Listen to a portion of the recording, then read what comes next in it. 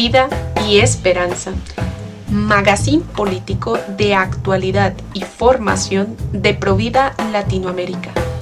Un espacio para conocer la realidad del mundo postmoderno que le ofrece las herramientas para enfrentarse a él.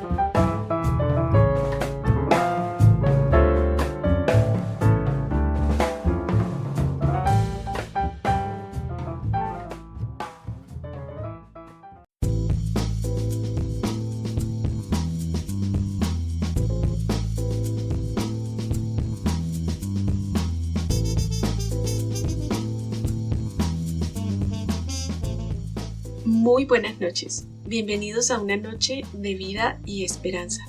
A todos ustedes que nos escuchan a lo largo y ancho de Hispanoamérica, que nos dejan un rinconcito de su tiempo, les damos un saludo de esperanza. Gracias por dedicar unos minutos a esta causa por la vida. Vida y Esperanza es una apuesta de Provida Latam para llegar a su casa, a su intimidad, con dos propósitos. El de mantenerlo informado de aquellas noticias de actualidad que produce el mundo posmoderno y el de brindar un breve espacio de formación para enfrentar esa realidad que a veces puede ser tan desafiante. Por ello, estos preciados minutos que usted nos brinda se repartirán en dos secciones. La primera dedicada a recoger esos acontecimientos de la semana que interesan a esta causa y una segunda que contará con formación variada. Así que gracias por estar aquí. Mi nombre es Catalina Gutiérrez y los estaré acompañando en esta noche de vida y esperanza.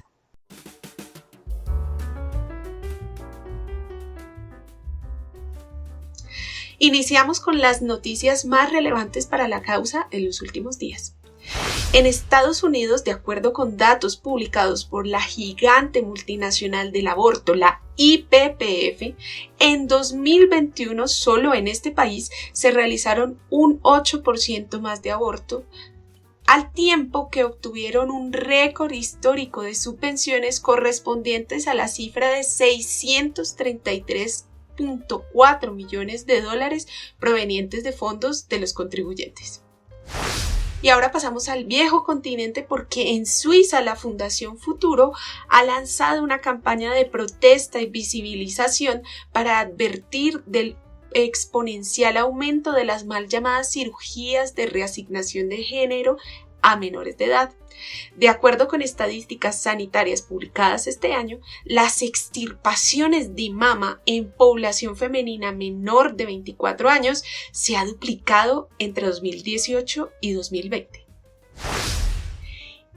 Y en México, en días pasados, en el estado de Tamaulipas, se legalizó el matrimonio entre personas del mismo sexo.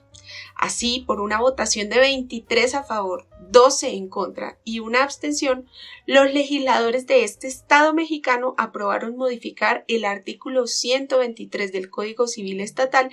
en el sentido de eliminar el requisito de que el matrimonio sea conformado por un hombre y una mujer.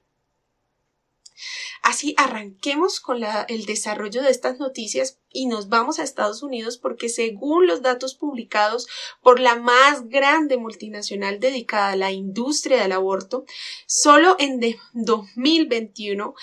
en los Estados Unidos se realizaron 383.460 abortos. Es decir, que se reportó un crecimiento del aborto en un 8% más que el año anterior, lo cual supone 28.589 criaturas más eliminadas.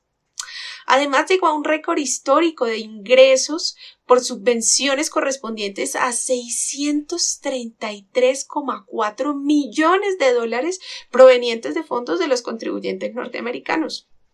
Asimismo, el año pasado reportó su segundo mayor beneficio anual con 133.7 millones de dólares en ganancias, esto es un 91.8% más que en el 2020 y además un tope de ingresos de 1.700 millones de dólares, dejando en claro que se trata de una industria sumamente lucrativa. Estas cifras resultan inquietantes si se tiene en cuenta que los servicios de aborto para esta multinacional van en aumento, mientras que aquellos servicios que no están relacionados con el aborto se redujeron el año pasado en más del 30%. Por ejemplo, los casos relacionados con adopción vieron un recorte de casi un 40% en un solo año. Así, los ritmos de los últimos años, entre 2019 y 2021, en servicios de referenciación para adopción corresponden al 1,2%, el 0,7% y el 0,5% respectivamente, en comparación con el número de abortos realizados por esta multinacional. Otro ejemplo patente de la baja en servicios no relacionados con aborto es el de las pruebas de detección de cáncer, que se redujeron en un 30% en relación con el año anterior y que continúan en un descenso constante desde 2009, alcanzando ahora un 77% de reducción. De modo similar, encontramos que esta multinacional de la muerte registra descensos en pruebas de detección y tratamientos de enfermedades de transmisión sexual en un 18%, mientras que los servicios prenatales alcanzaron el tercer nivel más bajo en los últimos 12 años, con apenas 8.775 servicios. Y ahora nos vamos al viejo continente, porque en Suiza el alarmante incremento de tratamientos irreversibles conocidos como terapias de género, incluyendo las mal llamadas cirugías de reasignación de sexo, ha llevado a que la Fundación Futuro inicie una campaña de denuncia ante el estímulo de estas terapias, que incluyen bloqueadores hormonales de la pubertad y cirugías de extirpación de órganos funcionales en población cada vez más joven. De acuerdo con estadísticas sanitarias publicadas este año, las cirugías de extirpación de mama en población femenina menor de 24 años se ha duplicado entre 2018 y 2020.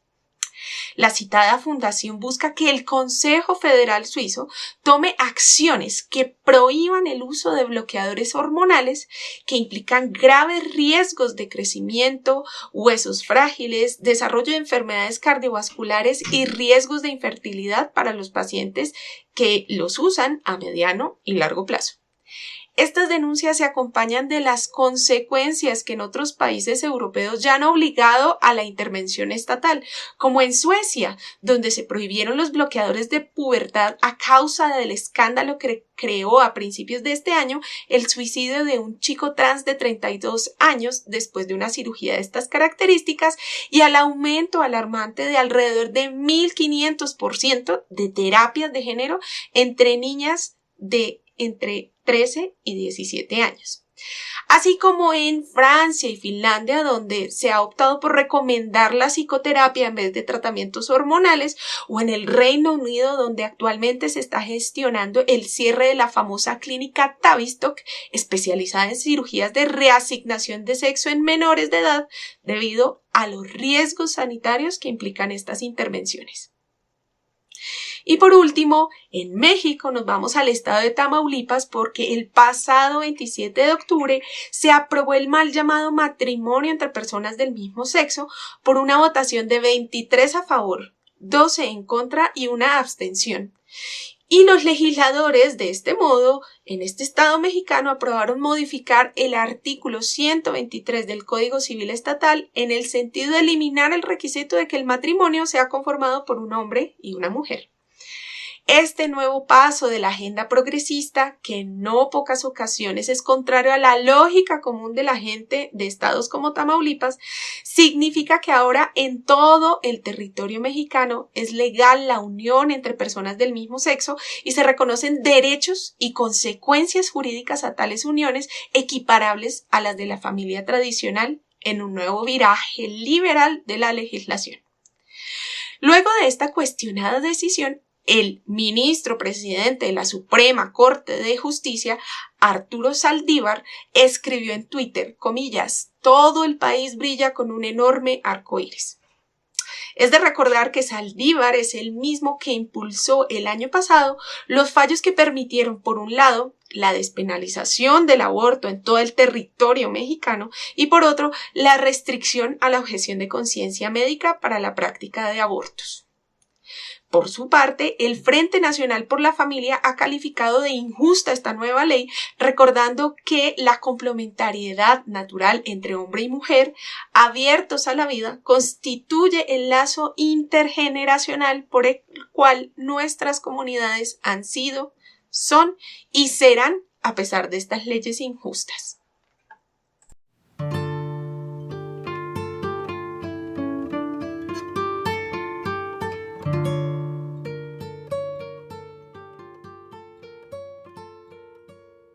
Y bueno, lo hemos dicho siempre, este es un programa cuyo mensaje principal es el de esperanza. Y sí, es que son muchas las acciones que podemos tomar, pero en cualquier caso es necesario formarse para afrontar esa realidad. De este modo, la información que hemos presentado se acompaña a continuación de una sección de formación donde continuaremos con un tema que dejamos la semana pasada, que es la historia del feminismo desde sus orígenes y desarrollos a través del tiempo. Así que, sin más preámbulos, empecemos. Decíamos la semana pasada que el feminismo tenía, dos grandes corrientes muy importantes, por lo menos en su nacimiento, que corresponden, por un lado, a esa corriente igualitarista, que fue la principal que tratamos la semana pasada, que es de origen anglosajón, cuyas premisas son principalmente liberales, que buscan la igualación de la mujer al hombre, por un lado, y por otro lado tenemos la corriente denominada dualista, es decir, aquella donde lo que se busca es reconocer las diferencias naturales entre varones y mujeres,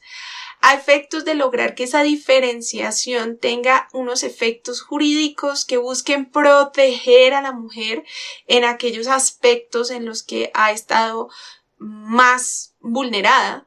Y esto, además, lo decíamos, se da principalmente en la segunda mitad del siglo XIX en el continente, principalmente en Francia, en Alemania, porque se trata de desarrollos feministas muy vinculados a grupos obreros, grupos sindicalistas, grupos socialistas. Resaltábamos así que estas dos corrientes estaban en pugna y que, en consecuencia, una de estas corrientes, que es la igualitarista, anglosajona y liberal, la que se va a imponer sobre el resto de los feminismos, ¿no? Y esto tiene que ver precisamente con el momento histórico en el que nos vamos a ubicar ahora, y es la segunda mitad, finales del siglo XIX y los inicios, la primera mitad del siglo XX. Y esto ocurre por obra de varios aspectos que trataremos aquí muy brevemente. En primer lugar, es necesario señalar que en Inglaterra el tema de la cuestión social, que fue muy importante, retratada entre otros por Charles Dickens,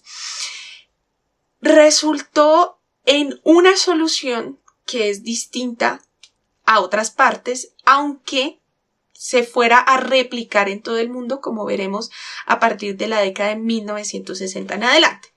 Pero volviendo a la Inglaterra del siglo XIX, encontramos que las ideas que ya tenían algún tiempo, particularmente las ideas de Thomas Malthus, habían hecho mella ya, y de hecho muchos de sus discípulos, el llamado neomalthusianismo, había tomado cierto auge. Y precisamente es en la segunda mitad del siglo XIX cuando aparecen otras corrientes como el darwinismo y la eugenesia. Podría decirse que la combinación de todas estas corrientes, el neomalthusianismo, con el empuje que le dio el darwinismo social y el nuevo impulso que le dio los planteamientos eugenésicos, fueron de alguna forma la solución inglesa a la cuestión social. Si esto además lo aunamos al tema del utilitarismo en figuras tan importantes como John Stuart Mill, que a propósito escribió junto con su esposa una especie de bestseller feminista que se tradujo como La esclavitud femenina,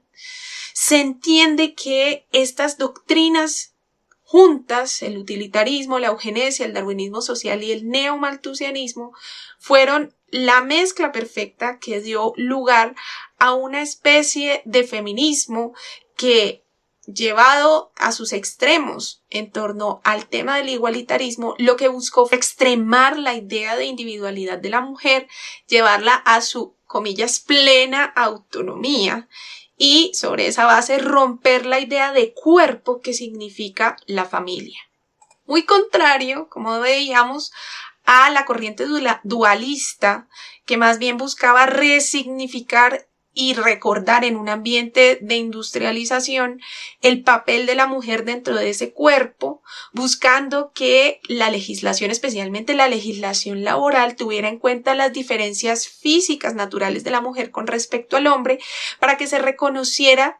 y se diera mayor protección a la mujer en todos esos ámbitos naturales como el del embarazo, el del parto, el de la lactancia, etc. Por otra parte, recordábamos que en Estados Unidos la corriente igualitarista anglosajona de origen burgués y que tenía por consigna las ideas liberales que ya estaban plasmadas en la Constitución de los Estados Unidos, llevó a que también ese impulso de mujeres protestantes tuvieran un efecto progresista. Pero aquí vamos a centrarnos en esos matices que tiene particularmente la historia del feminismo norteamericano con el movimiento sufragista o llamado de primera ola,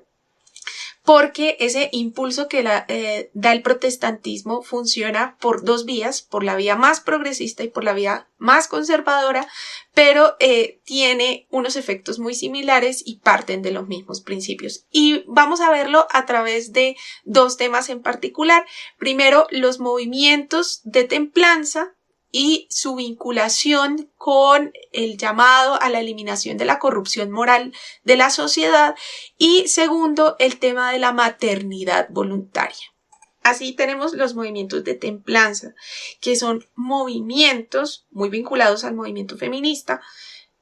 que buscan la eliminación de la corrupción social. Así, en su lucha por la eliminación de la prostitución, la prohibición de la prostitución y la prohibición del alcohol, se van a centrar las máximas de este movimiento de templanza. ¿Y qué tienen que ver las sufragistas en este movimiento? Pues bueno, las sufragistas empezaron a buscar medios de protesta para lograr sus objetivos,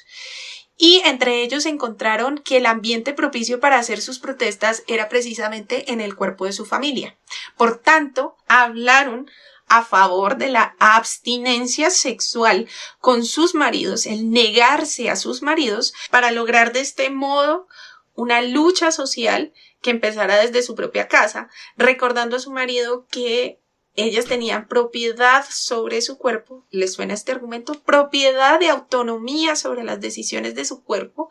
y particularmente podían negarse a las relaciones sexuales con sus maridos. El recurso a la abstinencia sexual era un paso más dentro de la larga tradición que ya traían estas feministas igualitaristas de prácticas anticonceptivas. Y en ese sentido se debe entender que su lucha contra la prostitución particularmente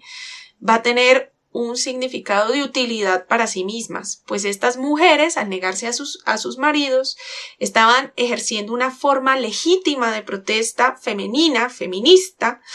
y cuando sus maridos terminaban yendo hacia la prostitución, evitaban los efectos políticos que las mujeres buscaban dentro de sus propias casas. Con lo cual no se trataba de un efecto muy deseable, por lo cual las mujeres feministas buscaron, mediante los movimientos de templanza, la prohibición de la prostitución. Mucho más teniendo en cuenta que la prostitución también traía hijos ilegítimos a la familia. Y en tanto que muchas de ellas ya pedían desde entonces el divorcio, ciertamente el hecho de que surgieran hijos ilegítimos les impedía que el ejercicio de su derecho a la resistencia a su marido en términos sexuales no tuviera los efectos políticos deseados. Por otra parte, el tema del alcohol, de la prohibición del alcohol que buscaron también estos movimientos de templanza, se basaban en ideas similares, por donde se ve pues el influjo del puritanismo en el feminismo anglosajón. Y un segundo tema que no es menor es el tema de la maternidad voluntaria. Eso que escuchamos hoy, que dice mi cuerpo, mi decisión, que habla de la propiedad del cuerpo y que además dice la maternidad será deseada o no será, pues tiene sus raíces en estos movimientos, en el movimiento feminista sufragista de primera ola que se denomina particularmente el anglosajón. Y es que esta idea tiene en su raíz la importancia que le daban las feministas a la propiedad sobre el cuerpo, sobre su propio cuerpo y el control de la natalidad. Por eso muchas de ellas llevaron rápidamente las premisas del sufragismo, es decir, de la autonomía de la mujer en los derechos políticos de la mujer, llevados al campo doméstico, a la idea de control natal, la necesidad de conocer su propio cuerpo y de controlarlo más allá de los intereses de la familia. Y es que aquí es importante para las mujeres feministas esa idea de pureza sexual que tiene la mujer, muy vinculada a las ideas puritanas, en tanto que el hombre, por el contrario, es el artífice de la mayoría de los problemas sociales como el alcoholismo, como la prostitución, etc. Y que solo la mujer, en tanto que mujer, es capaz de restaurar esa pureza social a través de su pureza sexual. Es decir, que hay en estos movimientos un rescate de la sexualidad femenina, precisamente porque el puritanismo, esa sociedad victoriana, tanto en Inglaterra como en Estados Unidos, había traído como efecto la concepción de que la sexualidad solo y exclusivamente se debe a fines procreativos, lo cual conducía a una represión de la sexualidad femenina que estos movimientos feministas empiezan a decir que es perjudicial para la sociedad. Y aquí, ya sea por una vía moderada en la que las feministas buscaban restaurar la pureza sexual de la mujer y con ello combatir toda la corrupción social, mediante el control de su propia natalidad y el rescate de su sexualidad, o por la vía más radical que creó los llamados grupos de amor libre, donde se exploraba la sexualidad femenina sin ningún tipo de tabú y se combatía los tabúes de la sexualidad entre hombres y mujeres. Lo que tienen en común ciertamente es el rescate de la sexualidad femenina. Y por ende, muchos de estos grupos van a buscar que ese rescate de la sexualidad se dé fuera de los marcos puritanos, en el caso de los más radicales, o dentro de ese marco, pero buscando la autonomía de la mujer y por ende el derecho a ejercer el control sobre su cuerpo y el control natal en particular, junto con la resistencia a sus maridos con objetivos políticos. Vemos así pues que el radicalismo en términos de sexualidad en el feminismo de finales del siglo XIX y los grupos más moderados e incluso más conservadores de ese puritanismo anglosajón son dos caras de una misma moneda que traen consecuencias similares y distintas en algunos puntos, pero que parten de ideas similares. Con el cambio de siglo veremos que esta mentalidad puritana, tanto en su vía conservadora como más radical, y su mezcla con otras ideas de origen anglosajón, como lo que decíamos el neomalthusianismo, que ya repartía contraceptivos desde mediados del siglo XIX, especialmente a la clase obrera, la eugenesia y el darwinismo social, van a llevar a que en el siglo XX estalle todo eso en una figura muy importante que seguramente muchos de ustedes conocen, que es Margaret Sanger. Margaret Sanger se conoce tal vez por su gran obra, su obra más perdurable, que es la International Planned Parenthood Federation, IPPF por sus siglas en inglés, que constituye hoy la mayor multinacional de la muerte alrededor de todo el mundo. Y Margaret Sanger fue una feminista que venía de todas esas ideas de finales del siglo XIX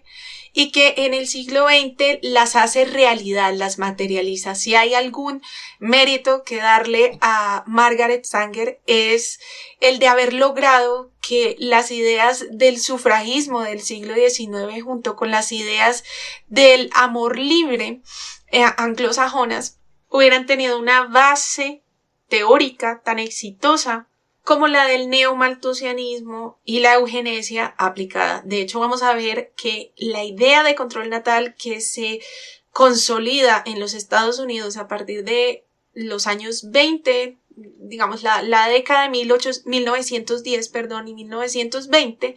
tiene mucho que ver con las ideas eugenésicas. Vemos que muchos estados ya están practicando esterilizaciones forzadas a poblaciones consideradas como inferiores, y la práctica eugenésica cada vez se hace mayor. Y es en esta época precisamente que se empieza a asociar la idea de pobreza a la cantidad de hijos, a familias numerosas y a los defectos congénitos que ellas traen. Sanger es conocida, por ejemplo, por su proyecto Negro, donde buscó la eliminación de poblaciones negras, y esto,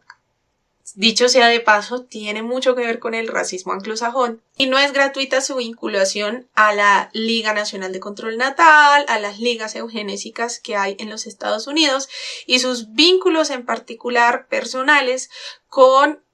personajes ingleses que la introdujeron en todo el tema de la eugenesia. Si bien Sanger en su juventud frecuentó algunos círculos socialistas, anarquistas y círculos sobre todo de radicalismo sexual y filosófico, lo cierto es que Margaret Sanger no es ni propiamente una socialista ni una anarquista, muchísimo menos una comunista, sino que ella es ante todo una mujer, una feminista que llevó a radicalidad los principios que ya estaban en finales, en la segunda mitad del siglo XIX, y los conjugó con todos estos movimientos anglosajones, racistas, neomalthusianos, eugenesistas, que se materializaron en una lucha muy particular que nada tiene que ver ni con socialismo, ni con comunismo, ni con anarquismo, sino sobre todo con la idea de autonomía individual de la mujer y de llevar la anticoncepción y el control natal a todos los ámbitos, a todas las poblaciones, y particularmente a aquellas poblaciones que eran consideradas inferiores. Sanger es, pues, ante todo, una feminista en su contexto, heredera de ideas del siglo XIX y una excelente ejecutora del malthusianismo y la eugenesia. Las aplicaciones que se dan en el siglo XX de este feminismo igualitarista anglosajón, que luego se va a expandir por el mundo, en esta época, particularmente en la década de 1920 y 1930, va a ser la razón por la cual va a surgir el movimiento de 1960, que es conocido como la tercera ola. Y es que nos dice una importantísima historiadora feminista, Linda Gordon, norteamericana ella, que la práctica anticonceptiva de la generación de la primera mitad del 20, particularmente de los años de 1920 y 1930, permitió, en términos materiales, las exigencias que se van a dar en la posguerra en 1960 y que dejaremos para nuestra siguiente emisión, en la que culminaremos este rápido barrido que hemos hecho de la historia del feminismo. Pues bien, así llegamos al final de este episodio, no sin antes agradecerles por dedicar unos minutos a informarse y formarse. Esperamos que haya sido de su agrado y los invitamos a que nos escuchen en nuestra próxima emisión del martes a las 7 de la noche de Colombia, 9 de la noche en Argentina.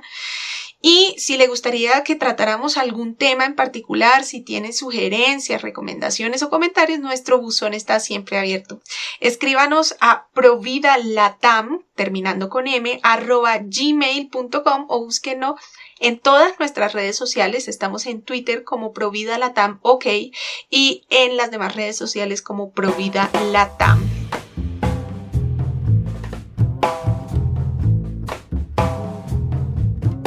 Vida y Esperanza,